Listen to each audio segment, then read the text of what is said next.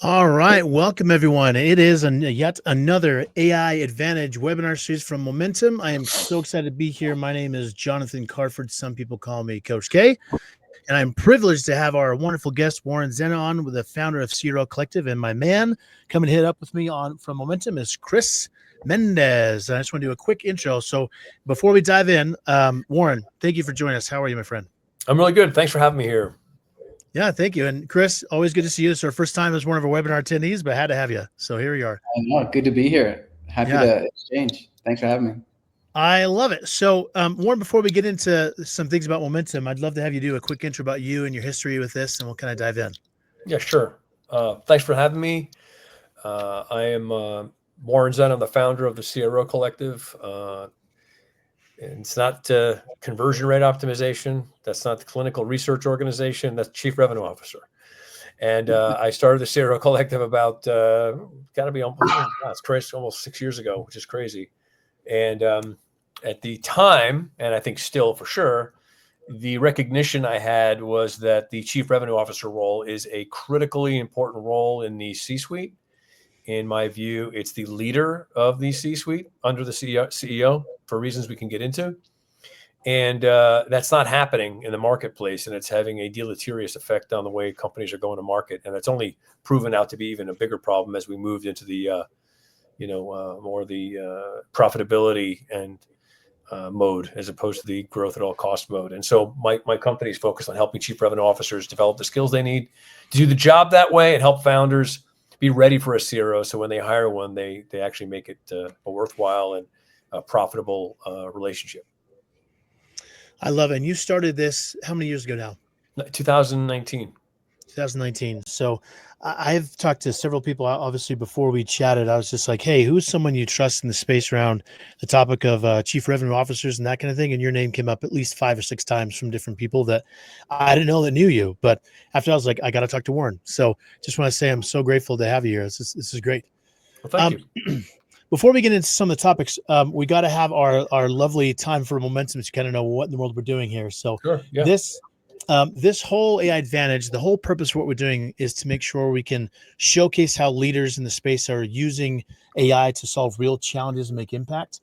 So we've had Kyle Norton on, we've had Toby from Seismic, we've had a bunch of people from a lot of really cool companies, and we've all kind of deep dove into their respective specialties and areas of interest. And today I had to have Warren on to talk about the whole CRO because we haven't had that chat yet. So that's what today's about.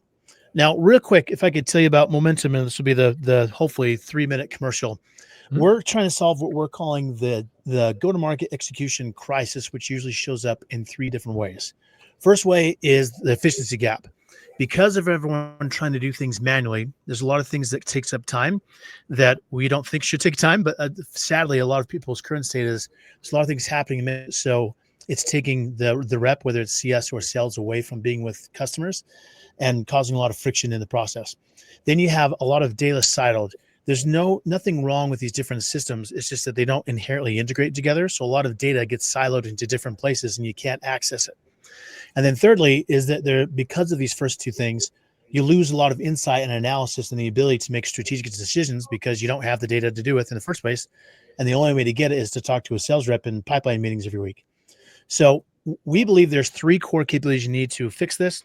For us, number 1 is having a structured first-party data provider. Our conversations, interactions with customers are rich with different types of content and data that most people don't have the ability to tap into and then to use and structure and then send to a system of record that can be communicated to the rest of the team.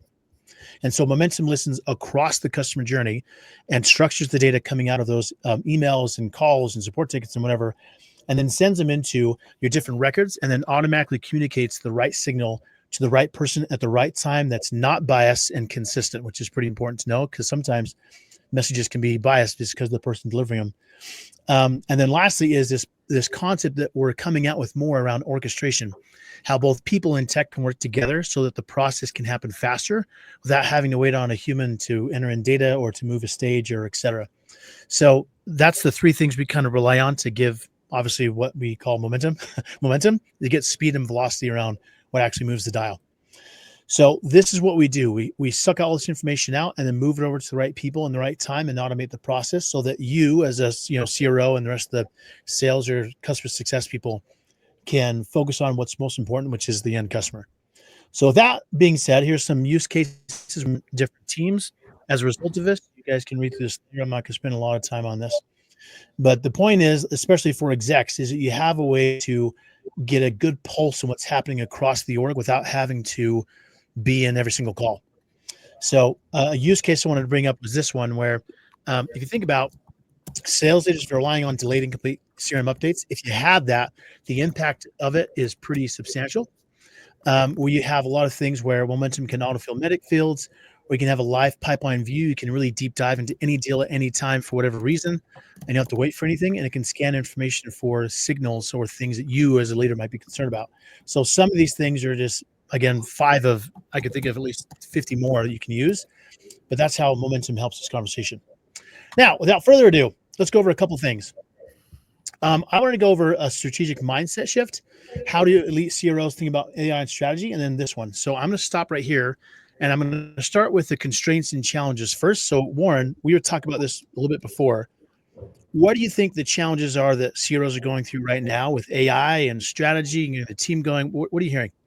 Yeah. So the main thing I'm seeing happening with chief revenue officers, there still isn't a precise definition of the role.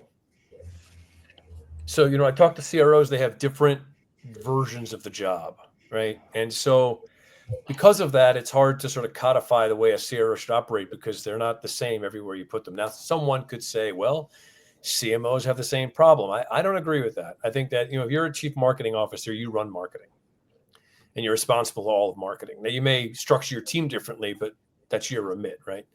Mm-hmm. CFO the same way. The CRO is still a nebulous role, and as a result, you get some CROs who run sales, like blatantly run sales, and you get a lot of CROs now that like maybe have pieces of the revenue engine, but not the whole thing. And as a result, they're sort of trying to figure out ways to coordinate a complex issue that's getting more complicated. That constraint is a big one because they are many times dealing with just trying to make a bigger impact on the business strategically, and they can't because they're constrained by the way the role is defined. And then on top of that, the other constraint they have is, on one hand, they're being told grow pipeline and get deals. The other hand, they're saying, build for the future. And those are very difficult things to do at the same time. Yeah, because they aren't really given a clear mandate. And so they have to pick the one that they can survive with, and it's usually closing deals. That's the thing they're going to survive on more than thinking longer term. And that the company suffers from that. So that's sort of like the constraints they're under right now. Yeah. Chris, I know you told me once a week ago or a couple weeks ago, you've talked to more CROs in your last 6 months here than you've ever had before. What are you hearing? Yeah, it's pretty similar. I think with the boards having AI initiatives or asking for what is the AI agenda, and the CRO being the person that needs to come up with that answer. A lot of times they're having to answer that within the realm of disparate responsibilities. Some CROs have RevOps that report to them. Some of them have centralized operations that report into the CIO or the CFO. And so the CROs, I feel like, are being asked questions that the answer or the execution to that are dotted lines into them, to your point, Warren. And so it's hard to build something for the company that may not be within the responsibility of your org. Now, what I see is, a lot of brave CROs trying to lead the way and lead the path, but it's harder to lead on influence than authority. You can do both. No, completely. That's very well put. And CROs are being asked questions and deliver responses to things that they don't have the authority to do anything about. And so what they're in a position is they sort of, we're dealing with human beings whom, look, these are people who on one hand, ambitiously and, ethically, they want to do a good job and they want to win for the company. On the other hand, they want to keep their job, right? So if I want to keep my job, instead of saying, hey, look, give me more power and authority and I'll get those things done, they say, yes, sir, no problem. I'll give you the answer you want. But they can really shoot themselves in the foot. They're really being put in a very, very difficult position. And, it's interestingly, it's really what I was saying this to Jonathan before, is, I think weirdly, AI like its ability to be a much more strategic overlay over an entire company, is actually bizarrely going to be a way for CROs to get out of that situation, because they're going to be asked to do things that are going to have an impact over the big picture. So if weirdly, I'm almost giving like a little hint here to a CRO, if you could be the AI guru for the company, you will win the authority that you need to have the control, because it's going to affect everything, right? They're not going to, you know, Jonathan, when you showed your diagram before about the problems that you're seeing companies have, and you were talking about the silos of data. Yeah. The silos of data are an outcome of the way we sell. Right. Okay. We created our own problem, because what we did was Right. we said, I'm going to sell to a marketing person because I have marketing software. And I'm going to sell to a sales leader because I have sales software. Right. And so what we did was we created software for a function. We didn't create software for the whole thing. We didn't. Right. And so we have all this embedded software inside of these organizations that was designed to be bought by one person because it's easier to sell it that way. It's less of a committee, right? So we sort of created a weird relationship between organizations that want to keep silos for their own constraints, and then sales organizations that want silos because they want to sell into them. So now we're all undoing a problem we created for the last 20 years. And it's really all of our fault. It's not anyone's fault. It's like we did this to ourselves. And so Salesforce is probably the biggest culprit. I'm not blaming them for it. I'm just saying, like, think about it. The name of their company, it's like, let's sell the biggest piece of software in the market to salespeople, right? And, you know, it created a silo, a massive, like, $1 trillion silo. So I think the CRO AI is not going to be bought that way. It solves, you know, it's an ocean you're buying. You're buying a new Google in a way, right? So I do think that CROs have a unique opportunity here. If they can become really good at this, they could kind of work their way out of it. What do you see is like, because some of the things you talked to me about, and I've heard this on multiple different people, that they're saying, hey, can AI help us with this? And I'm always like, AI can help enforce or speed up things, but it's not going to,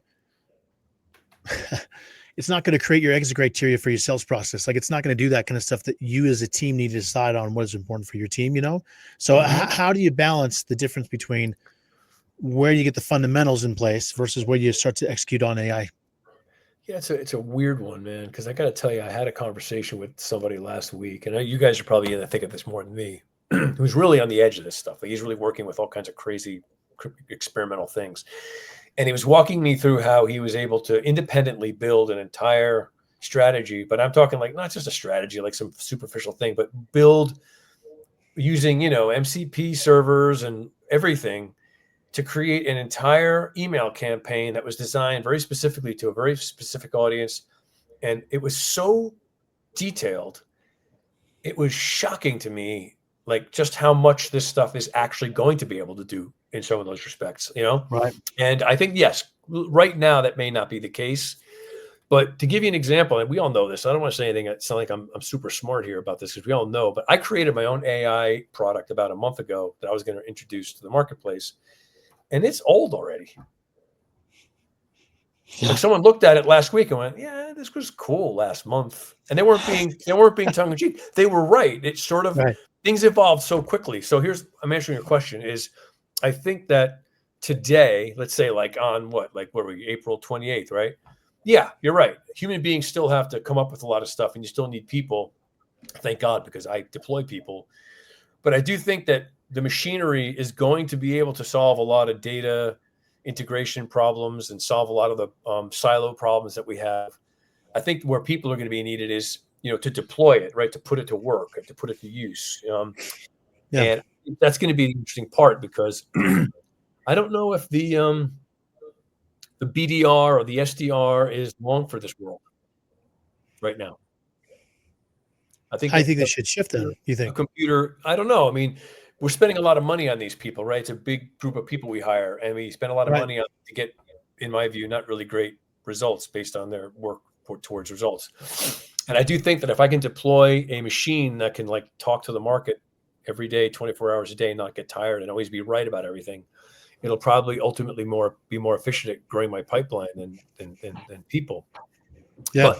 But today, I think, you know, a CRO needs to sort of be like the it's either the CRO or the RevOps person needs to be like the AI guru for the company and start really figuring out not what we can do today as much as what can we do like 6 months from now, because it's going to happen that fast. And where are the efficiencies that can come in? And where's the work that we're doing right now that's taking up all this time that we can remove and replace and connect as quickly as we can? Because what that's going to do is it's going to save you money. Your operational costs are going to go down, and your efficiencies are going to go up. And I think the good news is that for another year or two, people are still going to be needed to sort of implement these things. But I really do think that we're going to have pretty small companies in the next 3 or 4 years. Yeah. People run companies like 3 or 4 people can run a whole business, you know. So I'm all rambling a bit here, but these are the sort of things that CROs are talking to me about. They're asking me, like, what do I do now in this situation, right? And I think that you've got to be both sort of like a futurist, but you have to also be sort of a presentist in that you have to implement things today and use AI as your in to buy more, if I would say, clout or more real estate in your jobs, that you get more opportunity to do more strategic thinking. Because I think CROs are being pushed into a corner, and I think it's to the detriment of them and the companies that hire them. So that's what I'm seeing across the board. Well, you mentioned before that this kind of is a good segue into how people think about both strategy and then AI in general. So you said before how you're having this like mindset shift between how you used to think versus now what's possible now. Like what is that main shift that you recommend people are open for or can be, willing to be considered? Yeah, I think that a knee-jerk reaction, I think it's going away, but for a very long time, the knee-jerk reaction was let's hire more salespeople, let's hire more SDRs, right? That was always sort of a solution to getting more pipeline and growing the business, right? And I think that's out the window now. I think that people see the inefficiency of that. And I think these tools are actually able to create more efficiency in the people that you have. So I think like instead of the recruitment angle, I think it's more like how can we like tech our way through this problem?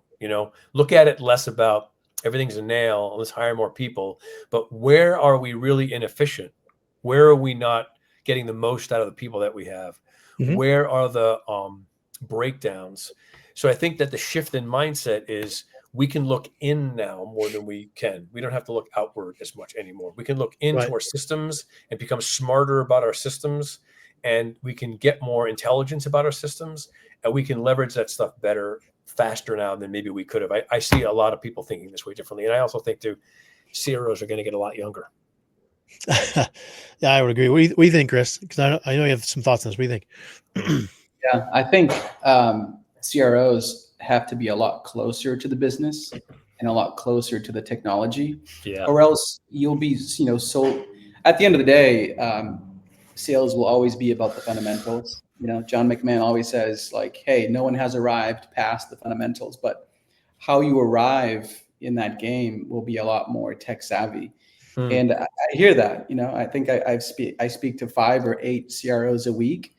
And what I see is a rush to build agents, a rush to supplement, to replace.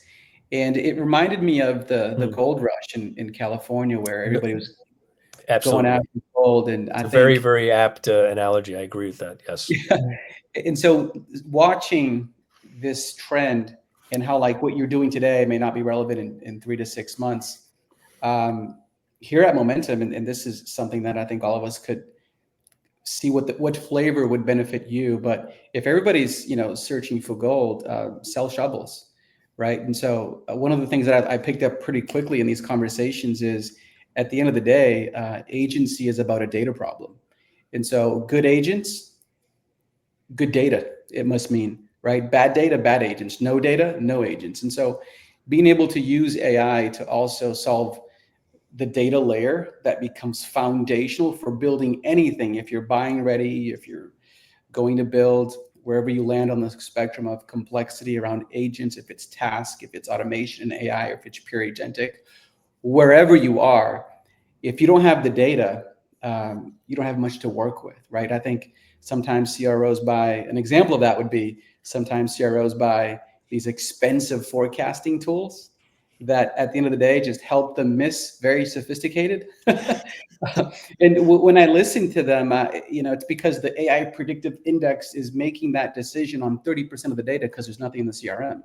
or Yeah. there's 25 words and it's cryptic. But if that AI engine had 80% of the data, then how accurate could it be? And so what I learned by speaking to them, Warren, is that it's more of a data problem.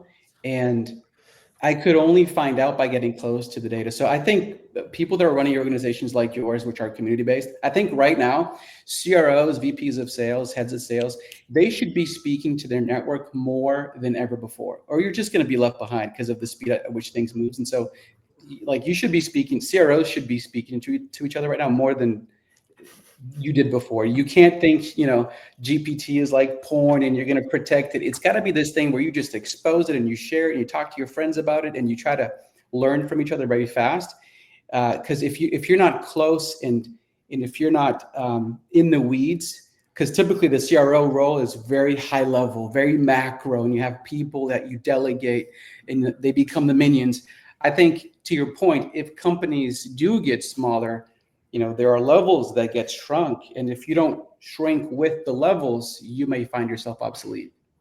Yeah, I mean, it was so many great things you just said. I was thinking about this while you were talking, because I agree with you that if people are digging for gold, you should buy shovels or sell shovels.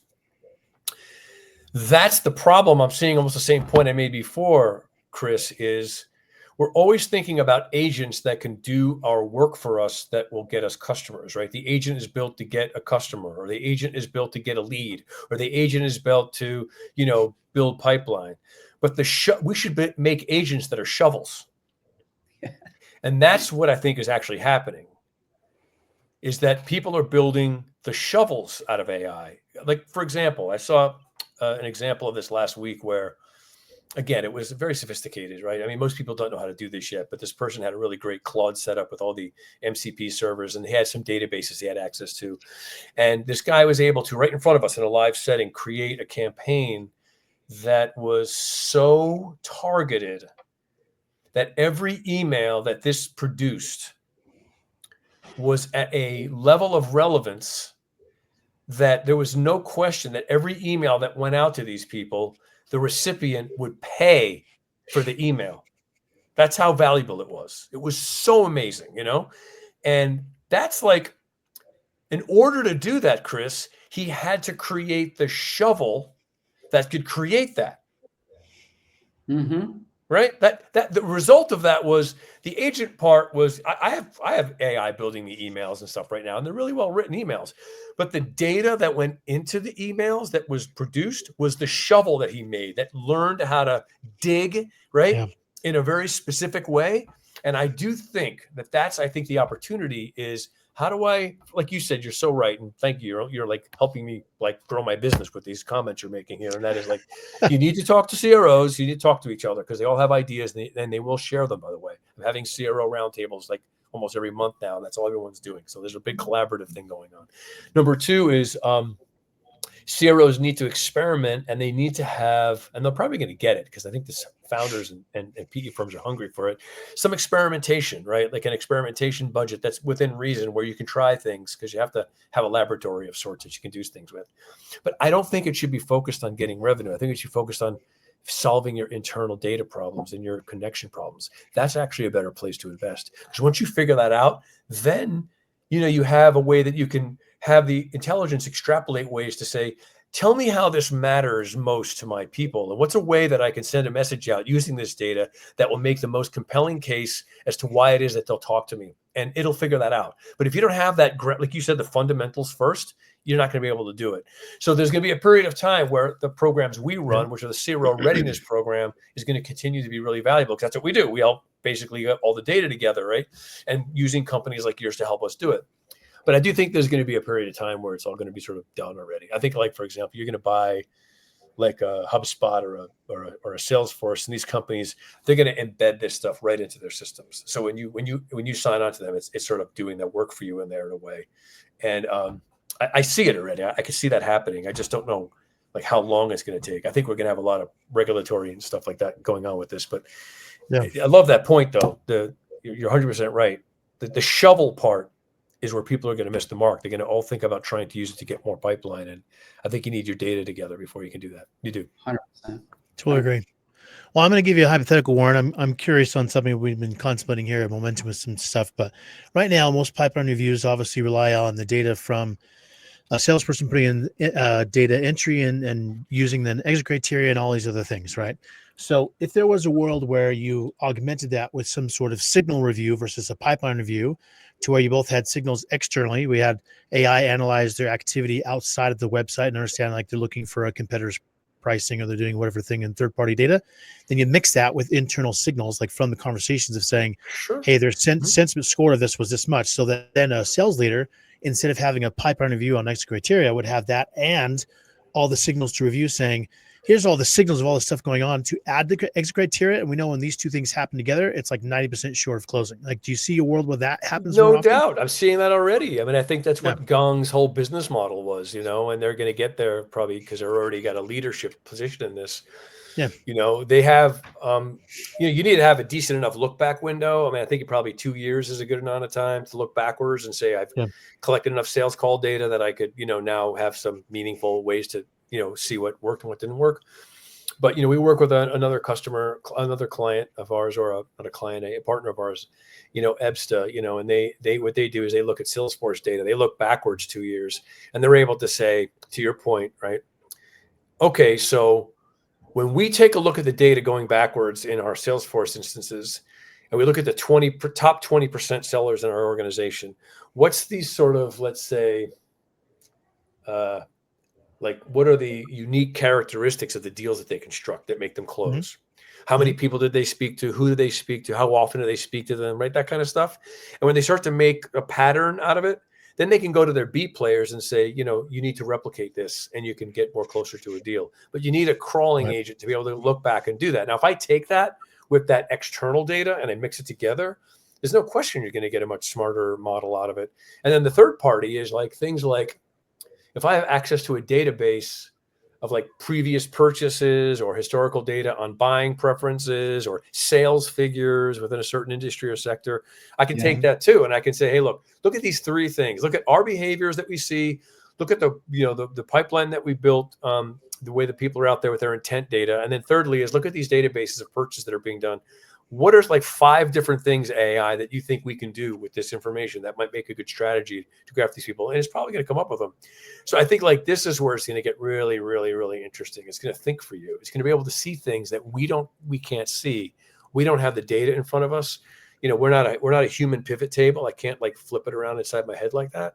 But if this thing can look at it that way and say, try these 5 things, one of them will be probably worth checking out. And you can say, I like number 3. That's a really interesting idea. Can we work on that one? Build it out for me. How would you approach that? What would it be? How would you do it? Well, we do X, Y, and Z. Okay, well, go ahead, do it.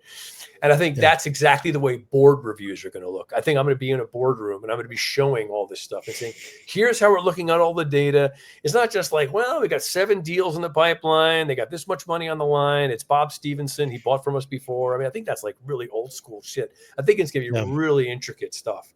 And you need a CRO who knows how to be able to articulate these things to people, And it's really fascinating. I can see how that can happen a lot faster with a lot less people. I continue to see that. Totally.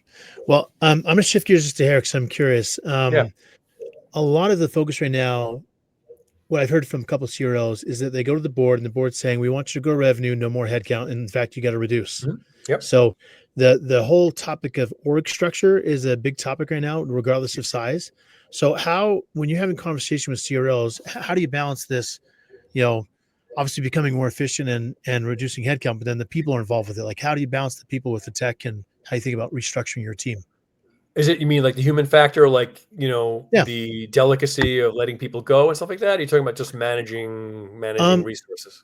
All the above, all the way from letting people go to how do you strategically think about who do you keep and what positions are now important, Yeah, great question. It's a big topic we have a lot. So first thing I would say is my opinion is, being a bit generalizing here, but generally speaking, I do think that pretty much almost everybody's overhired already. And the reason I say that is because 2 reasons. One is, like I said, there's a muscle memory around keeping to hire more people in your revenue operation, because that's going to be the best way to grow your business. But number 2 is that We know that there is a crisis in efficiency. I mean, people aren't doing their jobs because they can't. They're in front of a dashboard 30% of the time, 40% of the time.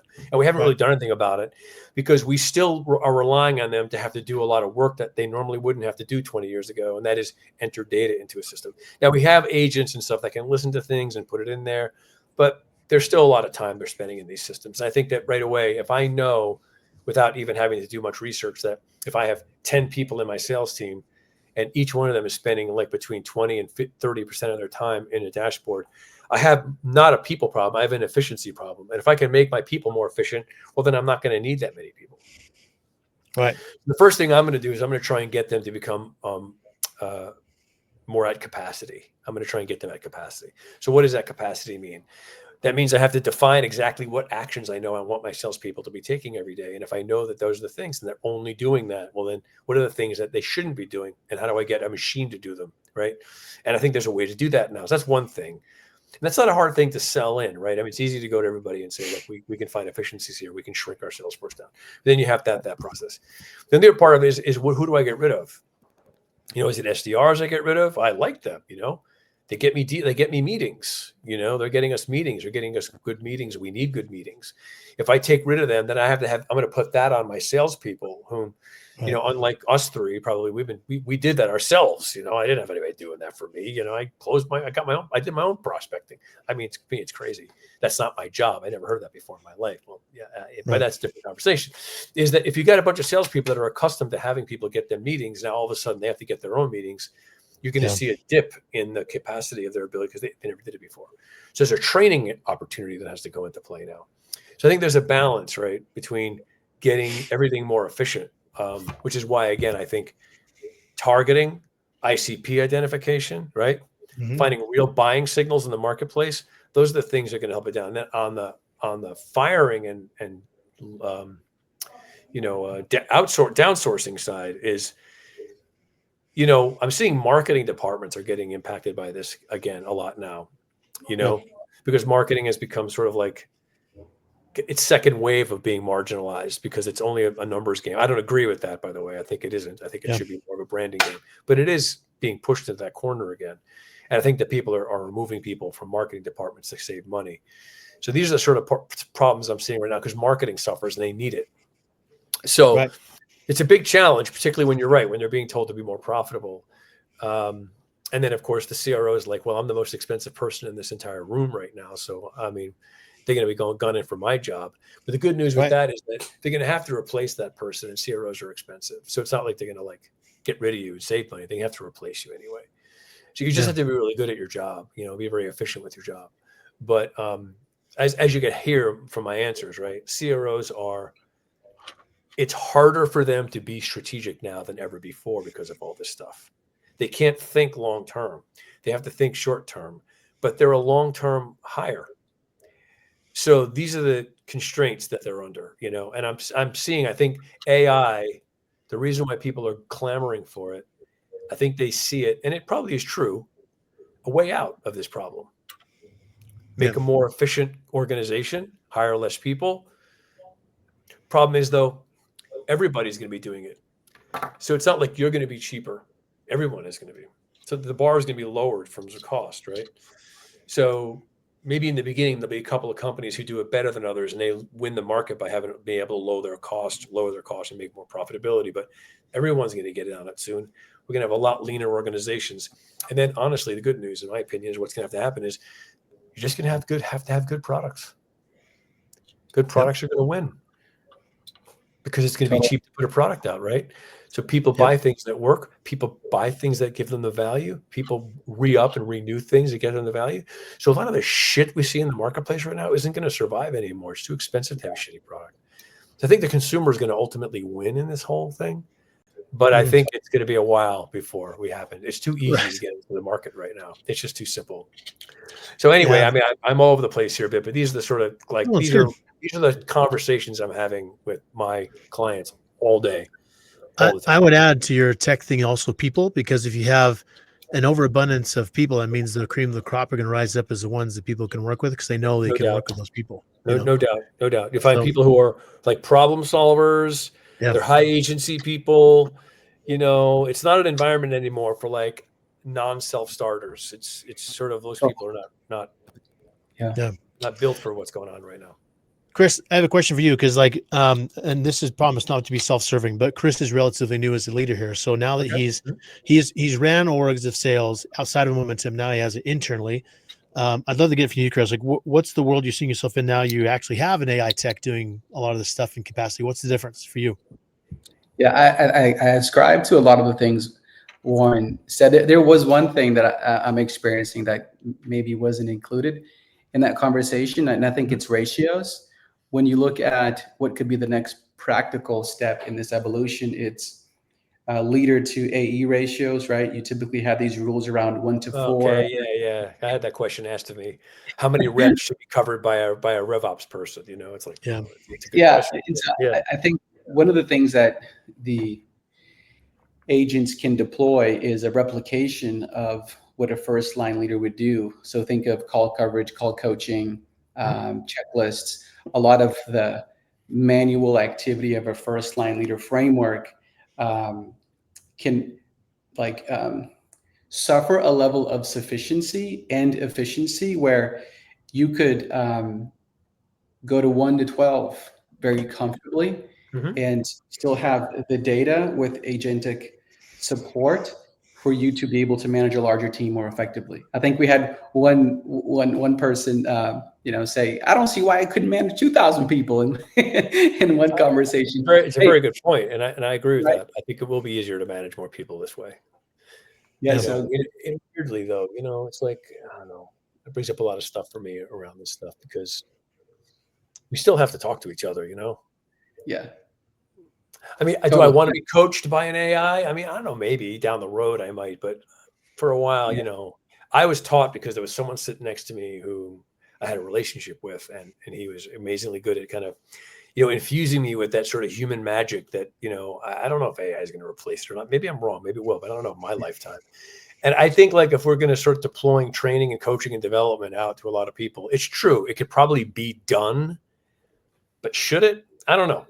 So I'm not sure. It's interesting. It's an interesting one. I think we're going to see a lot of fascinating things. Even like having a robot watch your kids while you go out to the grocery store. I mean, that'll probably start happening soon. Yeah. There'll be laws passed where it'll be fine to have a robot that's designed specifically to take care of your kids, and it's okay. You're not abandoning your child. This robot is compliant with all the regulations, and it can watch your kid. I mean, Tesla's have dog mode, right? Totally. So yes.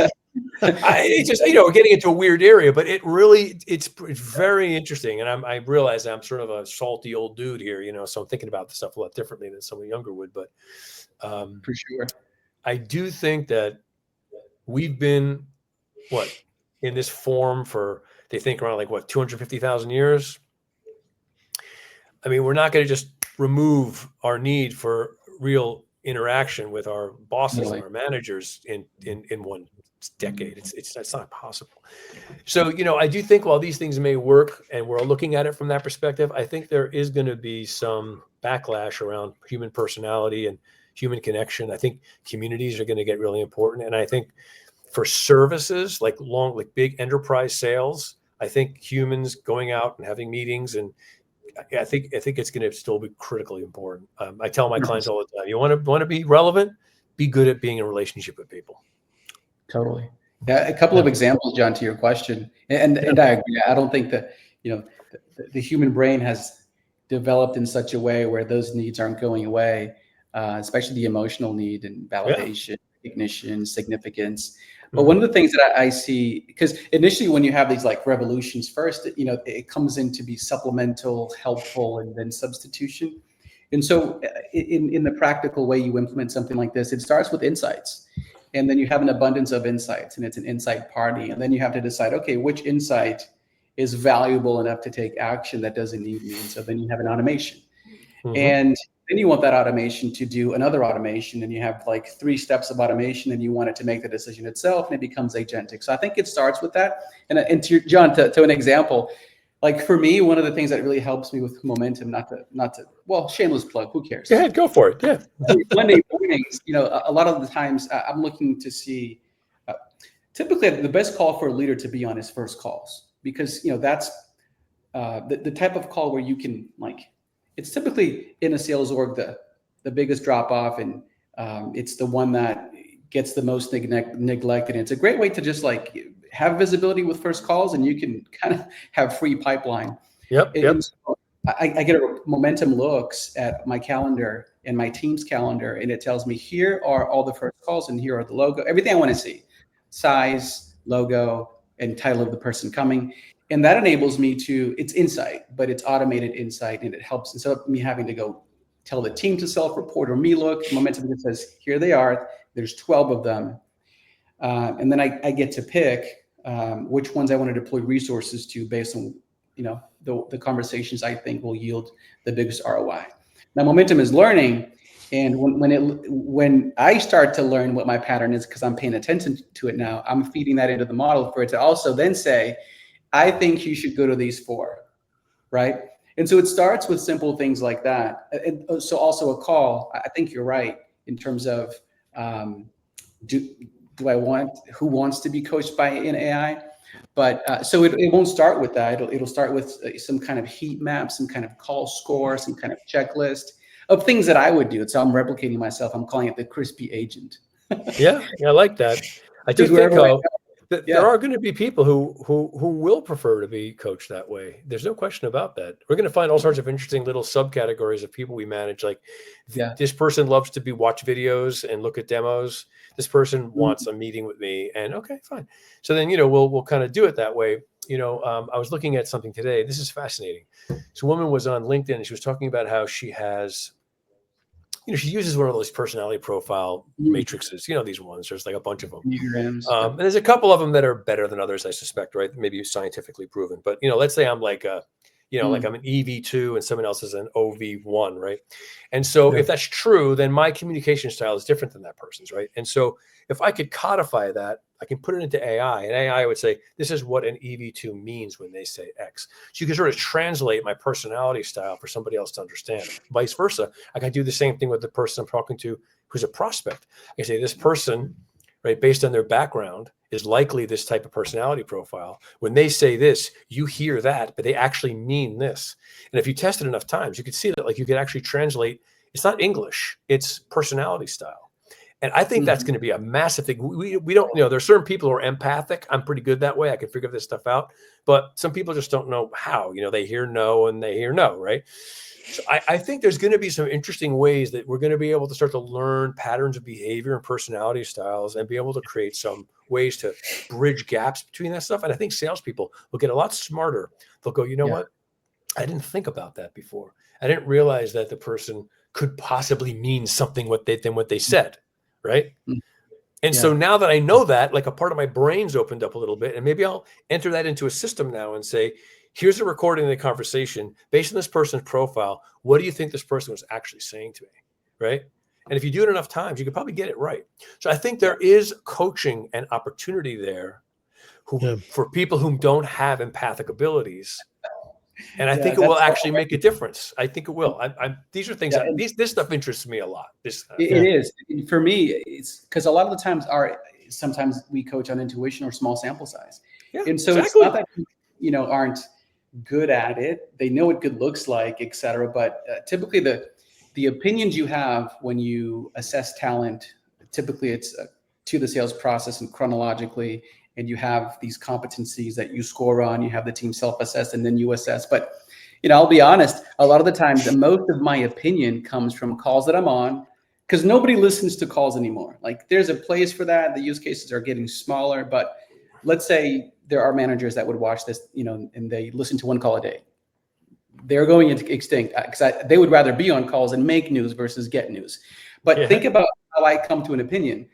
I'm on 7 calls with them. Right. But then AI can listen to every call. And that's right. And I think a lot of people also, because what coachability begins when you disagree. And sometimes your sample size is so small, it may not be statistically significant. But when you have AI to say, well, here's the data set of 1,000 calls, then it can be more helpful to uncover the biases I have. So here's the thing. I was thinking about what you just said, Chris, which is that the problem we have is that we can collect all this data, but human beings don't want to consume it, right? I don't want to listen to calls all day long. I record them all the time. I was on a call last week and someone says, "Anybody listen to your calls you record?" I said, "No, but I record them, you know." So you know, and it's an honest thing, but we all agree, we're all laughing about the fact that just because we're capable of doing something doesn't necessarily mean it's valuable. And I think similarly, right, human beings are the barrier. We're not the solution. So I was thinking about this. So when you think about full self-driving, right? When you're able to fully self-drive, and you know, I can understand the future of the fully self-driving AI, because what it really gets rid of ultimately, to be more sort of like a little tongue-in-cheek about it in a way, is it gets rid of rubbernecking. Because the robot's not going to give a shit that there was a bloody accident on the side of the road. Exactly. The robot's not going to pull over and go, "Wow, that looks really bad." You know, like we do that. Okay. And then we slow down 12 miles of traffic because we're fucking curious, you know? That's it. We're gore mongers. A robot doesn't care. It's like, I have a mission to go. I'm supposed to go this speed to this distance safely. And I don't care. So I think like these are the sort of things that we clog up the system with our humanity. And then sometimes it's needed, you know? And I think that's a balance, is figuring out like, where are we necessary and where are we getting in the way? And I think that's a really cool thing that we're sort of getting to figuring this out in a way, is like, where's the magic needed and where are we just literally, we should just not be in the room, you know?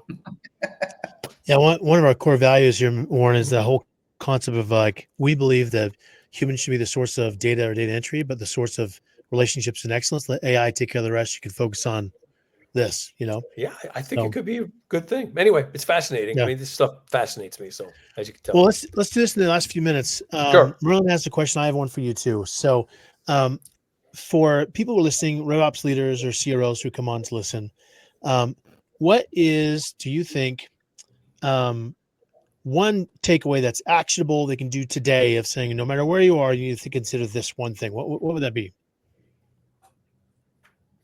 I would say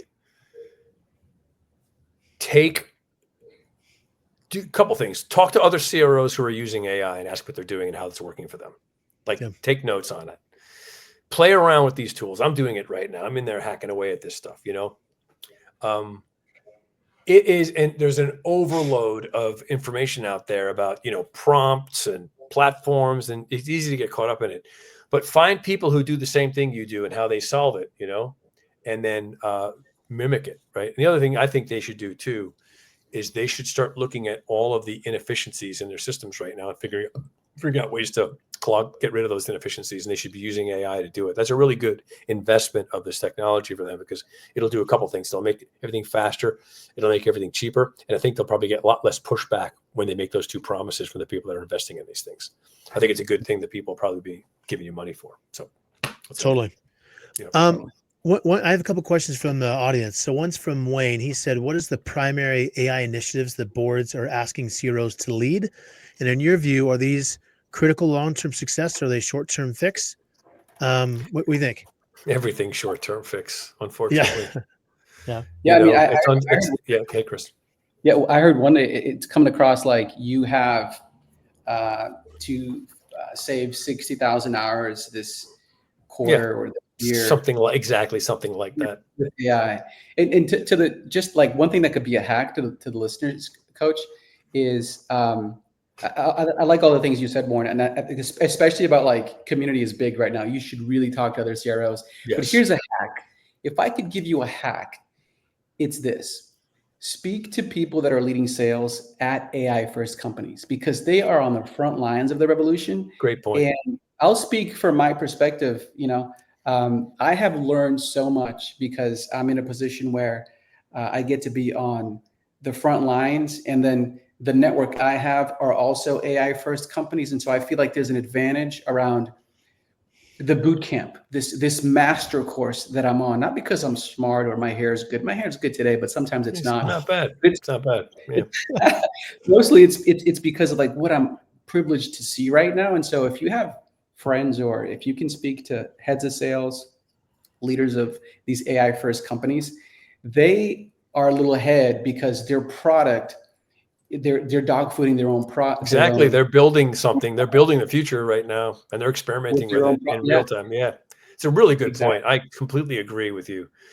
But everything is short term right now, Jonathan. Like Yeah. it's a real disease. You're very rarely, unfortunately, going to hear a board meeting where you're going to go out there and give us a 5-year plan. They're going to say, what are we doing next month, to get this thing going or whatever. And I understand that. I'm not being cynical. I understand the way that the business models are right now. So in that respect, I think the AI things that are being looked at are things that are going to solve those shorter term problems.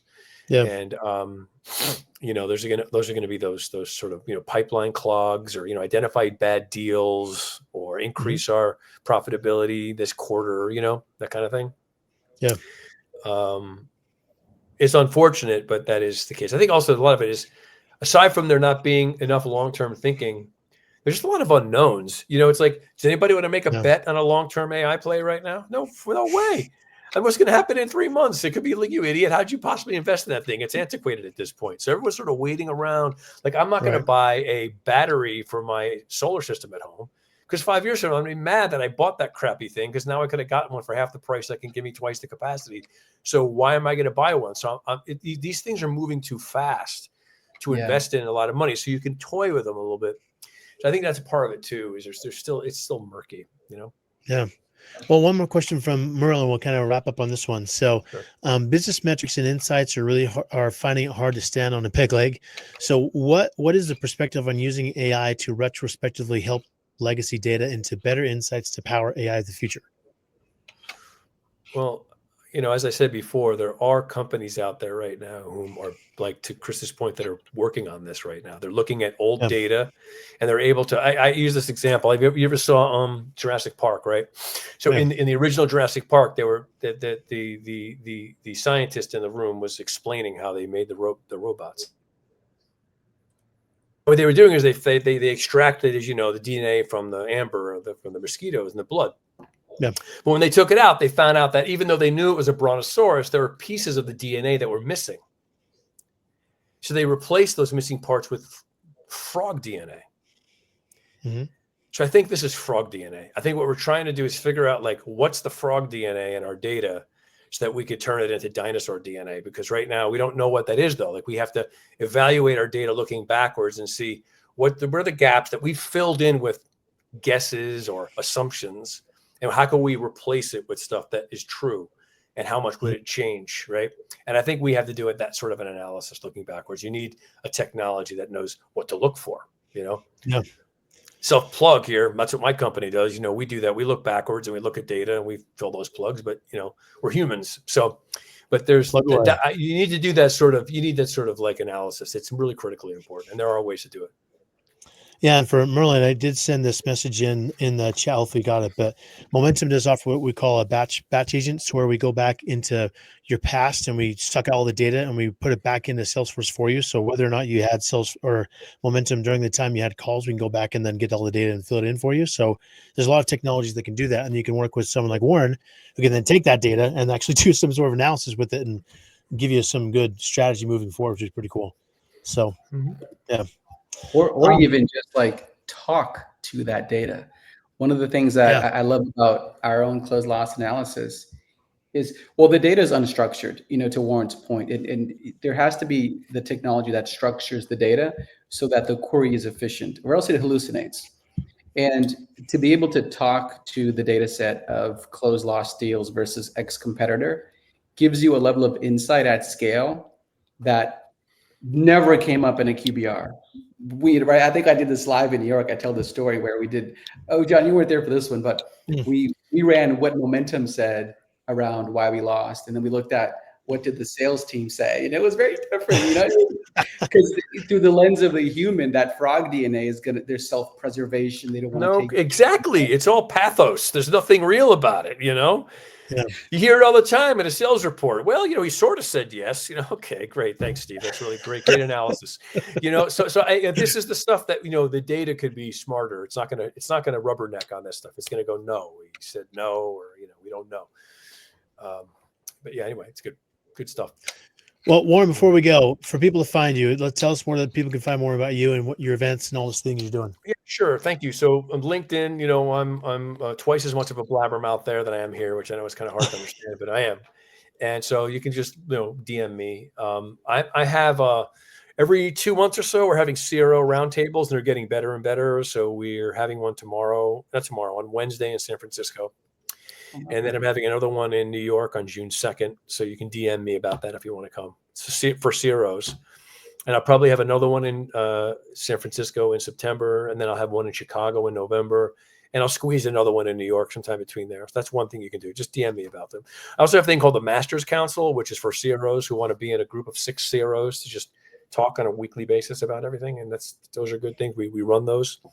And then I have my CRO Accelerator course for aspiring CROs.